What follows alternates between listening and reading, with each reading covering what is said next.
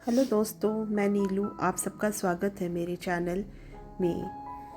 Nursery से मैं जो प्लांट्स लेकर आई थी, अब इन सब में फ्लावरिंग स्टार्ट हो गई है।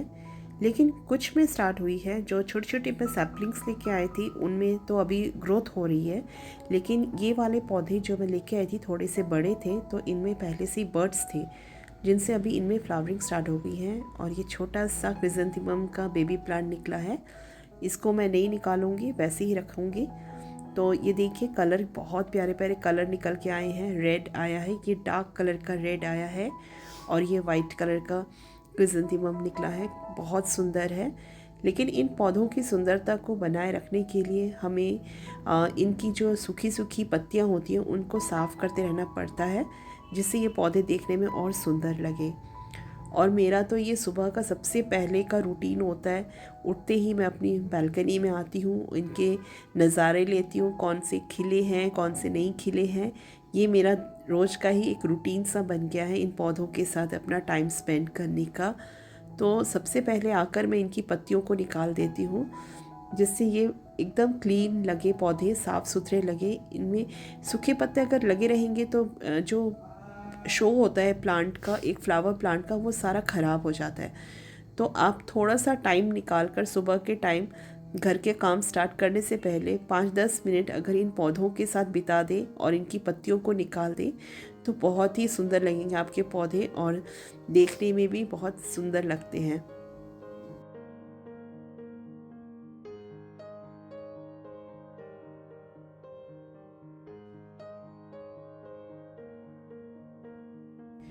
मैं तो इस विंटर सीज़न का ही वेट करती हूँ कि कब सर्दियों का मौसम आए और मेरी बालकनी फूलों से भर जाए। और इस बार मैंने अपनी गार्डन में ये क्रिजेंथेमम यानी कि गुलदाउदी के पौधे ऐड किए हैं। पिछले साल मैं इन पौधों को नहीं लेकर आई थी, क्योंकि मेरे पास जगह कम होती थी बहुत, तो मैं कुछ ही प्लांट्स लेकर आ पाती थी। लेकिन इस बार वर्टिकल गार्डन करने के कारण मैंने बहुत सारे प्लांट्स अपने दूसरे जगह शिफ्ट कर दिए, वर्टिकल गार्डन में शिफ्ट कर दिए। तो मेरे पास इतना स्पेस बन गया कि मैं इन पौधों को यहाँ पे ऐड कर सकी अपने गार्डन में। तो अभी ज़्यादा पौधे लगा पाई हूँ हैंग वर्टिकल गार्डन के कारण। और देखिए कितने प्यारे प्यारे फ्लावर्स आ रहे हैं। ये वाइट कलर का छोटा छोटा साइज़ का है गुलदाउदी का, कुछ बड़े बड़े साइज़ के हैं, कुछ छोटे छोटे साइज़ के गुलदाउदी के फ्लावर्स निकल के आए हैं, जो बहुत ही सुंदर लग रहे हैं देखने में।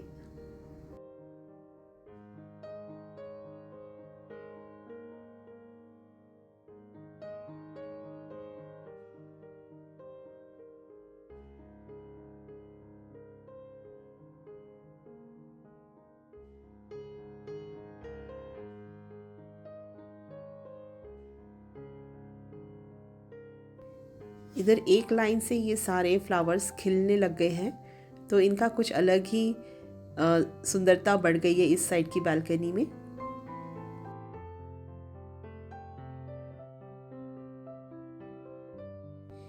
ये मेरे पेंसी के छोटे छोटे पौधे हैं जो बहुत ही छोटे हैं, तो इनकी देखभाल ज़्यादा करनी पड़ती है। हफ्ते में एक बार मैं इनकी गुड़ाई करती हूँ, लेकिन बहुत ध्यान से करना पड़ता है। पेंसी के सैपलिंग्स कम ही लेकर आई हूँ इस बार, बाद में और लेकर आऊँगी। अभी तो यही सैपलिंग्स हैं जिनकी मैं बहुत केयर कर रही हूँ, और हफ्ते में एक बार इनकी मैं गुड़ाई करती रहती हूँ। और इन सॉइल को मैं कभी भी ड्राई होने नहीं देती हूँ, क्योंकि ये पौधे बहुत छोटे हैं। ज़रा सा भी अगर इन प्लांटर्स में मॉइस्चर ख़त्म हो गया, मिट्टी अगर पूरी सूख गई, तो ये जो छोटे छोटे पेंसी के पौधे हैं इनके मरने के बहुत ज़्यादा चांसेस बढ़ जाएंगे। तो इनकी देखभाल भी ज़्यादा चाहिए, और हल्की धूप चाहिए, तेज़ धूप नहीं चाहिए। तो इस साइड मैंने रखा हुआ है, जिससे इनको सुबह की जो एकदम सॉफ्ट धूप होती है इन पौधों को मिल सके। और मैं देख रही हूँ, जब मैं लेके आई थी बहुत ही ज़्यादा छोटे थे। अभी 2 हफ्ते के बाद अभी इनमें देखो कितनी अच्छी ग्रोथ हो गई है इन पौधों में।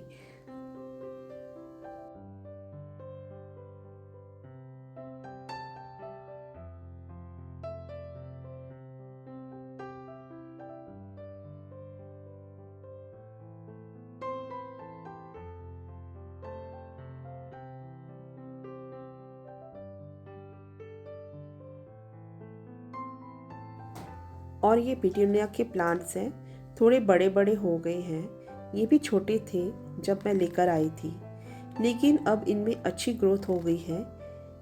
इनको भी मैं गुड़ाई करती रहती हूँ। बहुत हेल्दी हो रखे हैं मेरे पिटोनिया के प्लांट्स।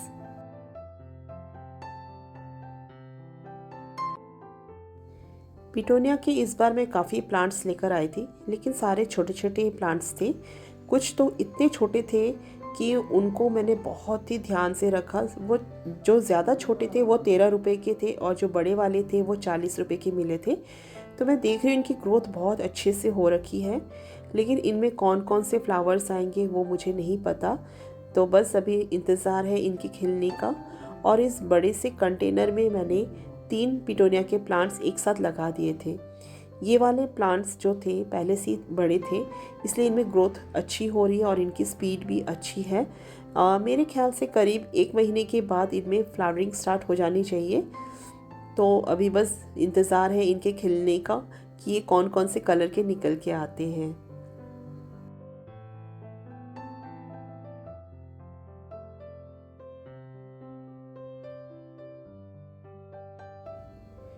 पिटोनिया एक ऐसा प्लांट है जो बहुत अलग अलग कलर में मिलता है, बहुत अलग अलग इसके प्यारे प्यारे फ्लावर्स निकलते हैं। ये बड़े साइज़ में भी मिलते हैं पिटोनिया, और एक होता है स्टार पिटोनिया जो छोटी छोटी पिटोनिया खिलते हैं उसमें बहुत सारे। मैं वैसा वाला प्लांट ढूंढ रही थी एक्चुअली, लेकिन मुझे मिला नहीं। वो वाला प्लांट को मैंने नर्सरी में भी काफ़ी सर्च किया और ऑनलाइन में भी मैंने काफ़ी ढूंढा उस प्लांट को, लेकिन मुझे मिले नहीं।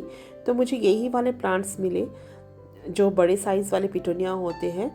तो इनमें एक्चुअली बहुत ज़्यादा फ्लावरिंग होती है, जिसके कारण मुझे ये पौधा बहुत पसंद है, खासकर सर्दियों के मौसम में। और बहुत ही ज़्यादा अच्छे लगते हैं ये प्लांट्स।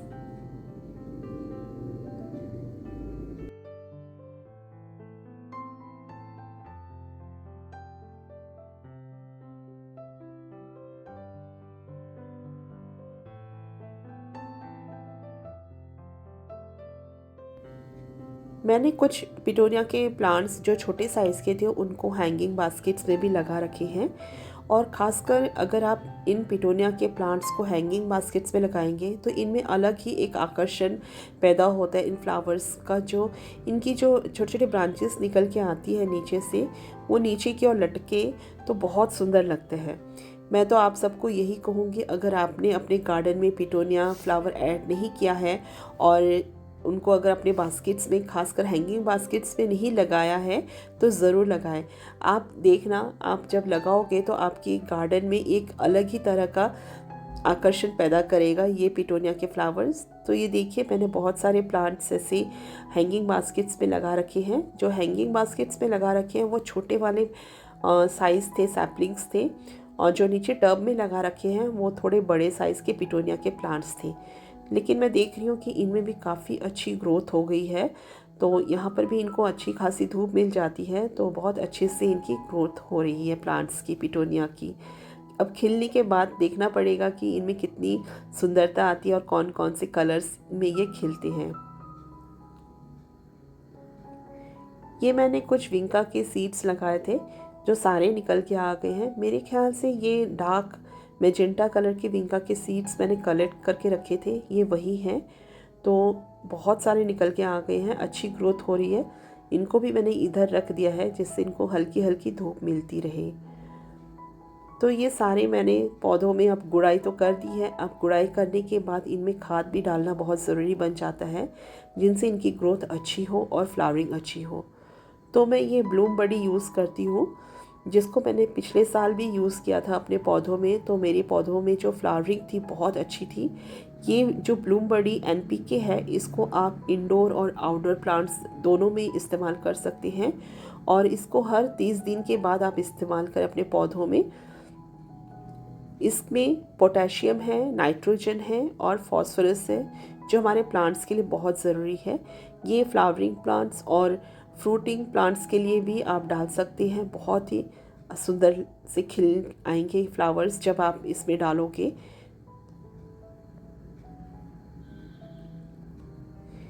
तो मैंने अपने जो पिटोनिया के प्लांट्स थे और पेंसी के प्लांट्स थे, उनमें मैंने इनमें 4 से 5 दाने डाले। जो मेरे बड़े कंटेनर में मैंने पिटोनिया लगा रखे थे उनमें मैंने 5 से 6 यानी कि आप 1/4 स्पून, छोटा स्पून का 1/4 इसमें डालें और 30 दिन तक आपको इसमें और कोई खाद डालने की ज़रूरत नहीं पड़ेगी। और इतना ध्यान रखें जो छोटे कंटेनर्स हैं उनमें थोड़ी मात्रा में डालें और जो थोड़े बड़े हैं उनमें डालें और किनारे किनारे डालें, एकदम प्लांट के पास ना डालें, इसको किनारे किनारे डालें। ये मेरे पेंसी के प्लांट्स, इनमें भी मैंने 5 से 6 दाने डाल दिए हैं जिनसे इनकी ग्रोथ अच्छी हो और फ्लावरिंग भी अच्छी हो।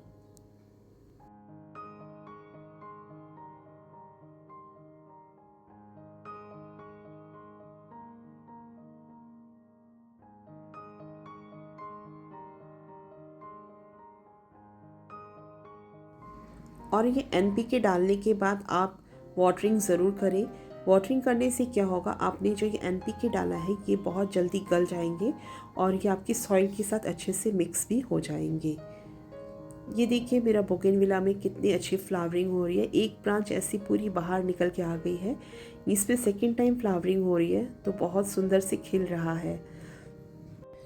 मुझे बस अपने इन प्लांट्स का ही अब वेट है कि जल्दी से जल्दी इन सब में फ्लावरिंग्स हो जाए और जो छोटे छोटे पौधे हैं उनका भी मेरे को बहुत इंतज़ार है। उसी तरह से जिस तरह से आपके मुझे कमेंट्स और लाइक्स का इंतज़ार रहेगा।